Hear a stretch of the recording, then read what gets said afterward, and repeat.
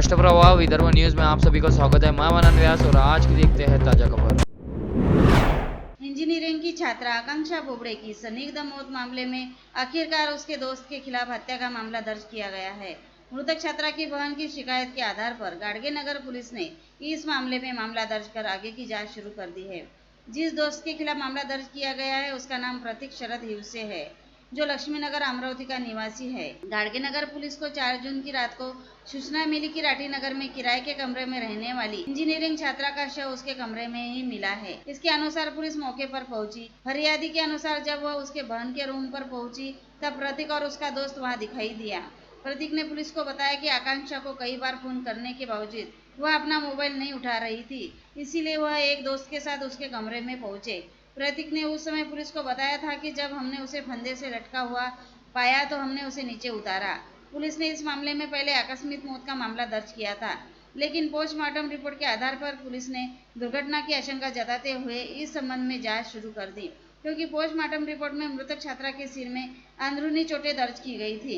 इस बीच शुक्रवार दोपहर मृतक छात्रा की बहन ने पुलिस में शिकायत दर्ज कराई कि प्रतीक हिवसे ने ही उसकी हत्या की है। उसने शिकायत में बताया कि मृतक बहन ने कुछ दिन पहले प्रतीक से उसकी मुलाकात दोस्त के तौर पर कराई थी।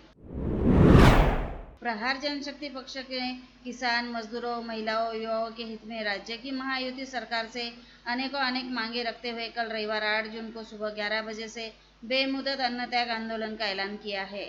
इसमें राष्ट्र संत तुकडोजी महाराज की गुरुकुंज मोजरी में पूर्व विधायक बच्चू कडू के नेतृत्व में 25,000 से अधिक कार्यकर्ता और सामान्य जन अनशन करेंगे। यह दावा आज दोपहर आयोजित पत्र परिषद में प्रदेश कार्याध्यक्ष बल्लू जवनजाल ने किया।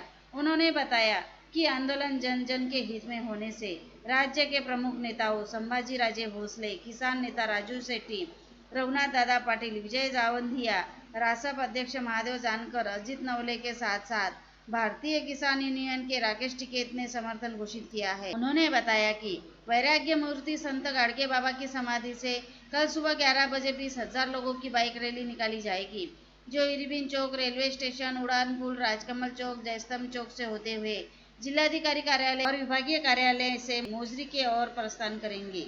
मोजरी में बच्चू कडू सभा को संबोधित कर आंदोलन शुरू करेंगे। अधिक लोगों से आंदोलन में सहभागी होने का आह्वान प्रहार के अभियान प्रमुख महेश भंडे, प्रदेश प्रवक्ता जीतू दुधाने, विदर्भ अध्यक्ष संजय देशमुख, जिलाध्यक्ष छोटू महाराज बसू, महानगर प्रमुख बंटी रामटेके, संपर्क प्रमुख गोलू पाटिल, मंगेश देशमुख और अन्य सभी ने किया है।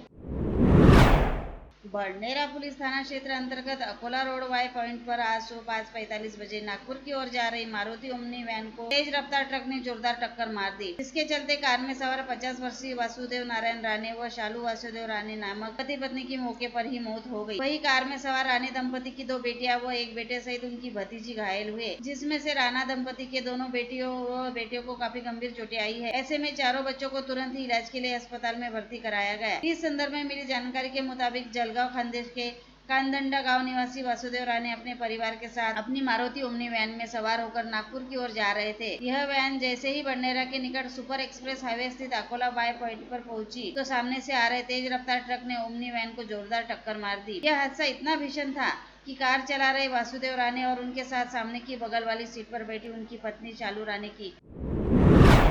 राजस्व मंत्री चंद्रशेखर बावनकुले ने अधिकारियों को पत्र लिखकर निर्देश दिए कि सरकारी कार्यालयों में ई सेवा केंद्रों से विभिन्न शैक्षणिक प्रमाण पत्रों और न्यायालय में हलफनामे के लिए 100 और 500 रुपए के स्टाम्प पेपर की मांग अवैध है और भविष्य में ऐसा नहीं किया जाना चाहिए।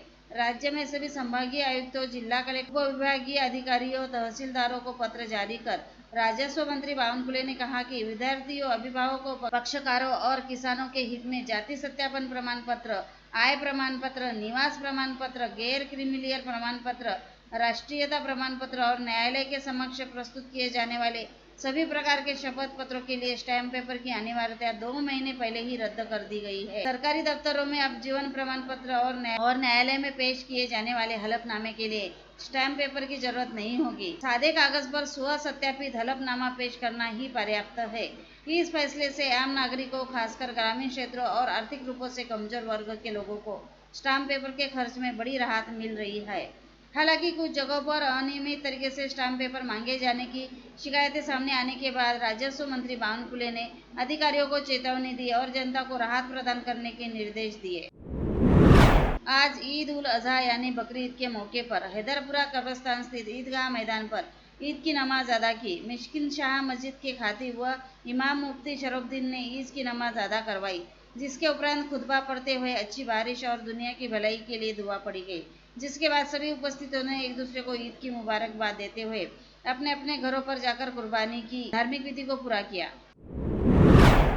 शिवसेना उबाटा तथा मनसे के गठजोड़ की चर्चा के मद्देनजर शुरुआत को शिवसेना ठाकरे गुट और मनसे के पदाधिकारी और कार्यकर्ता अमरावती में एक साथ आए और उन्होंने उम्मीद जताई कि महाराष्ट्र के हित में मनसे शिवसेना गठबंधन बनना चाहिए और साथ ही उन्होंने नारे भी लगाए कि शिवसेना मनसे गठबंधन की जीत हो। कार्यकर्ताओं ने कहा कि अगर शिवसेना और मनसे गठबंधन बनाता है तो हम सबसे पहले अमरावती में पटाखे फोड़कर जश्न मनाएंगे।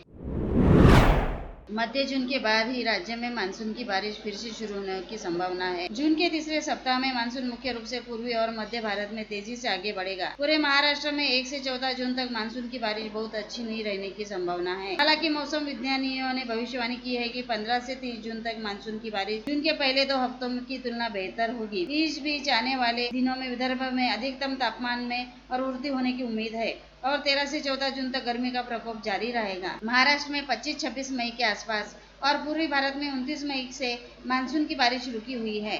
शुष्क हवाओं के कारण मानसूनी हवाएं कमजोर पड़ गई है क्योंकि वे जरूरी मात्रा में नमी नहीं ला पा रही हैं। इसलिए पूरे भारत में मानसून की बारिश रुकी हुई है। पूर्वी विदर्भ में अधिकतम तापमान 45 डिग्री सेल्सियस के आसपास जाने की संभावना है। मुख्य रूप से नागपुर, वर्धा, अकोला, चंद्रपुर ऐसे शहरों में अधिकतम तापमान भी 43 डिग्री सेल्सियस से ऊपर रहेगा। अपने मित्र के साथ लोनी पुलिस थाना क्षेत्र अंतर्गत साखरा गांव आई एक महिला के पति ने इसी बात से आग बबूला होकर साखरा गांव पहुंचते हुए अपनी पत्नी समेत उसके दोस्त पर तेज धारदार शत्रु से जानलेवा हमला किया। इस प्राणघातक हमले में बुरी तरह से घायल आकोट के ग्राम नातेगांव निवासी 35 वर्षीय दिनेश रामेश्वर मुंडाळे नामक युवक की मृत्यु हो गई। वही उसके साथ आई महिला गंभीर रूप से घायल हो गई। यह लोमहर्षक वारदात नांदगांव खंडेश्वर तहसील के लोनी टाकली थाना क्षेत्र में आने वाले साखरा गांव में 6 जून की शाम 7 से 7:30 बजे के दौरान यह सनसनीखेज घटना घटित हुई। इसके चलते पूरे परिसर में अच्छा खासा हड़कंप व्याप्त है। इस प्रकरण में लोनी पुलिस ने हत्या का मामला दर्ज कर आरोपी पति को कब्जे में ले लिया। और लेटेस्ट न्यूज़ देखने के लिए राष्ट्रप्रभा चैनल को लाइक और सब्सक्राइब कीजिए।